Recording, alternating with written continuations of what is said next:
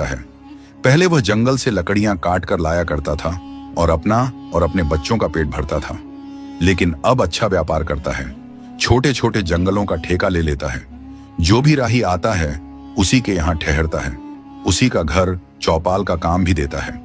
बाप ने देहाती से और भी मालूम करना चाहा कि कितने समय में वह जंगल से लकड़ियां काटकर लाने वाले लकड़हारे से व्यापारी हो गया है। देहाती ने बताया, 12-13 साल पहले उसके यहाँ एक समय रोटी होती थी और एक समय नहीं। उसे एक सुबह जंगल से एक छोटी सी बच्ची मिली। उस दिन से वह दिन रात फलता फूलता जा रहा है, जैसे उसके घर में सोना बरसने लगा हो। देहाती से इतनी बात सुनकर मंत्री और उनका बेटा लकड़हारे के मकान की तरफ चल पड़े। उनका यह ख्याल तो सही निकला कि वो लड़की लकड़हारे की नहीं है। अब यह बात बाकी रह गई थी कि लड़की को देखकर अंदाजा करें कि वो लड़की किसकी हो सकती है। दोनों लकड़हारे के मकान पर पहुंचे और मंत्री ने दरवाजे पर दस्तक दी। लड़की बाहर आई और पूछा, कौन है? मंत्री ने बताया, हम देहाती हैं। इस गांव में रात पड़ गई थी, चाहते हैं कि रात यहां रह जाएं, फिर सुबह यहां से अपनी मंजिल की तरफ चले जाएंगे। यह कहकर मंत्री ने लड़की को सिर से पांव तक देखा और उन्हें यकीन हो गया कि यह लड़की किसी साधारण खानदान की लड़की नहीं है। हो ना हो कोई राजकुमारी होगी। मंत्री इसी ख्याल में डूबे रहे और लड़की ने वापस जाकर लकड़हारे को बताया कि 2 राही आए हैं, रात भर रहेंगे और सुबह अपनी मंजिल की तरफ चले जाएंगे।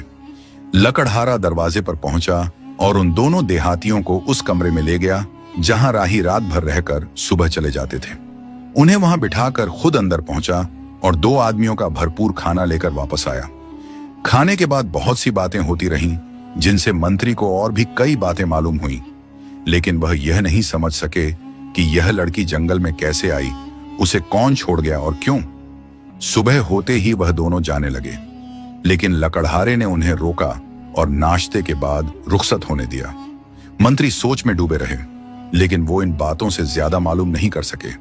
जब तक सब बातें पूरी तरह मालूम ना हो जाएं, उस समय तक वो राजा से इस सिलसिले में कोई बात करना नहीं चाहते थे, क्योंकि राजा कभी नहीं मानेंगे, वरना वह लोगों में और दूसरे राजाओं में नीचे हो जाएंगे। इसी सोच में सब थे, राजकुमार भी, मंत्री भी, रानी भी और राजकुमार के सब दोस्त भी, कि एक दिन यह खबर फैल गई कि राज्य में एक बहुत पहुंचे हुए साधु जी आए हैं। राजा ने भी यह खबर सुनी और रानी ने भी। रानी ने राजा से कहा और राजा ने मंत्री से बातचीत की। आखिर यह बात तय हुई कि मंत्री साधु जी के पास जाएं और राजकुमार का कोई इलाज पूछें, ताकि दरबार और महल की परेशानी खत्म हो। मंत्री उसी दिन साधु जी के पास पहुंचे और चुपचाप बैठे रहे। जब बहुत देर हो गई और थोड़े से लोग रह गए, तो साधु जी से मंत्री ने कहा, साधु जी, मुझे भी कुछ कहना है। साधु जी बोले, कहो, क्या कहना चाहते हो? मंत्री ने बड़ी श्रद्धा से कहा, ये लोग भी चले जाएं तो कुछ कहूं। साधु जी ने जवाब दिया, अच्छा तो उस समय तक बैठे रहो जब तक सब लोग नहीं चले जाते। जब सब लोग चले गए, सिर्फ 1-2 आदमी रह गए, तो मंत्री ने कहा, साधु जी, राजकुमार का कोई इलाज कीजिए, उसकी वजह से महल में भी परेशानी है और दरबार में भी। साधु जी चुप रहे, जैसे वो राजकुमार की परेशानी का कारण आध्यात्मिक शक्ति से मालूम कर रहे हों। करीब आधे घंटे के बाद वो बोले, राजकुमार ठीक हो जाएंगे, लेकिन उन्हें उस लकड़हारे की लड़की से शादी करनी होगी, जो यहां से कोसों दूर राजा के राज्य से बाहर एक जंगल में रहता है। अगर उन्होंने शादी नहीं की तो उनकी जान को खतरा है। साधु जी, यह कैसे होगा? राजकुमार और लकड़हारे की लड़की से शादी करें? मंत्री ने कहा। साधु जी ने कुछ सख्ती से कहा, और कोई बात नहीं बताऊंगा, सब बातें समय पर मालूम हो जाएंगी। मंत्री चुप हो गए और थोड़ी देर बाद प्रणाम करके चले गए। मंत्री दरबार में पहुंचे और राजा से सब बातें कह दी। ये बातें महल में पहुंची। हर तरफ यह बातचीत होने लगी कि राजकुमार को हर खतरे से बचाया जाए। रानी ने जोर दिया, मंत्री ने जोर दिया और सलाहकारों ने साधु जी की बातों पर एक एक शब्द पर अमल करने की सलाह दी। कोई रास्ता नहीं रहा तो राजा हर तरफ से मजबूर हो गए और उन्होंने मंत्री के जरिए लकड़हारे को संदेश भेजा। लकड़हारा बहुत खुश हुआ, लेकिन उसने कहा, मैं राजा के लायक नहीं हूं। मंत्री ने कहा, तुम इस बात को राजा पर छोड़ दो, इस बात को वह खुद सोचेंगे। शादी की तारीख तय हो गई और तैयारियां शुरू हो गईं।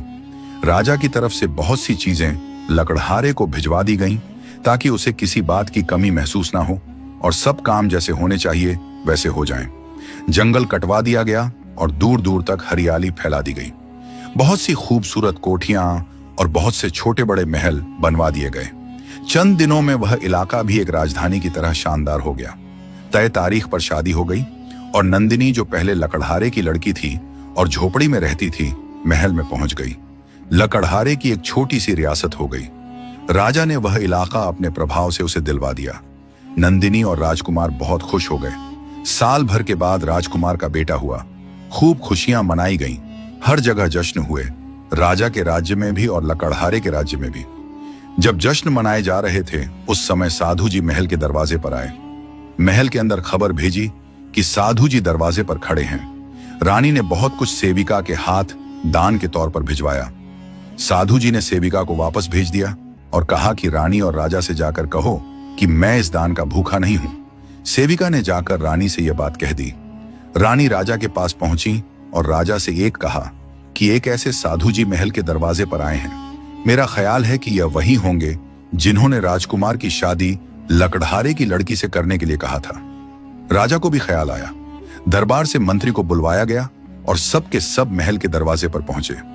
मंत्री ने साधु जी को पहचान लिया और श्रद्धा से स्वागत किया।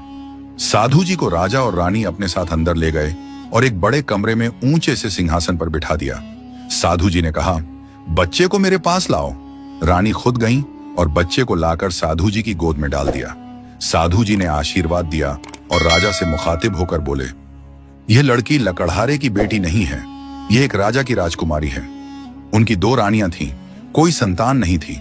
मैं उस राज्य में गया, मैंने आशीर्वाद दिया और यह शर्त लगाई कि बेटी चाहोगे तो रानी की जान देनी होगी, अगर बेटा चाहोगे तो राजा की। बड़ी रानी ने बेटी चाही, लेकिन वह बाद में राजा के कहने में आकर अपने वादे पर कायम नहीं रही। राजा उनके लिए एक सेब लाए। किसी को पता नहीं, सिर्फ रानी जानती थी या भगवान की कृपा से मैं।